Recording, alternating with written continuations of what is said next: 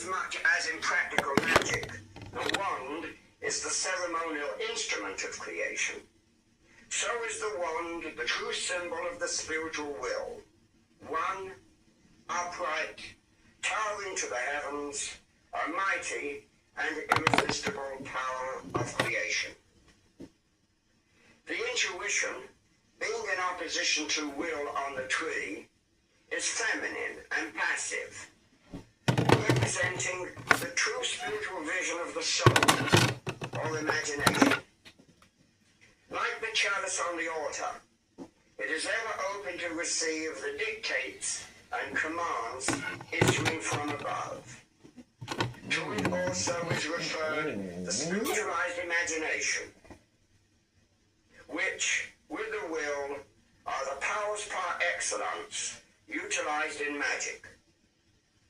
The more one opens oneself to the divine will and the divine imagination of the inner self, the greater does one become in the manifestation of one's godhood, an oracle of the Most High, a spotless vehicle of the purest spiritual fire.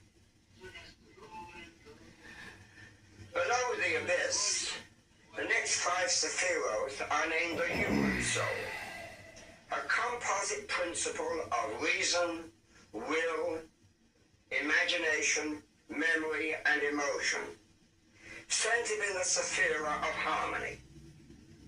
It is this mind which is the evolutionary vehicle of the real self, a mechanism, so to speak, created through long eons of toil and suffering, as a means of acquiring contact with the outside world, so that by means of the experience thus obtained, the self may come to a self-conscious realization of its own divine powers and high nature. It is in this mind that self-consciousness is centered. Although the psychological anomaly is true, that this perceptual mechanism, evolved solely as an instrument, comes to usurp the power of that which gave it birth, setting itself on a pedestal as the ego, as that which has real power, insight, will, and the ability to solve the problems of life. In magic, it is this empirical ego, this lower self, which must be offered up in sacrifice to the higher self. As the concept of sacrifice implies that which is renowned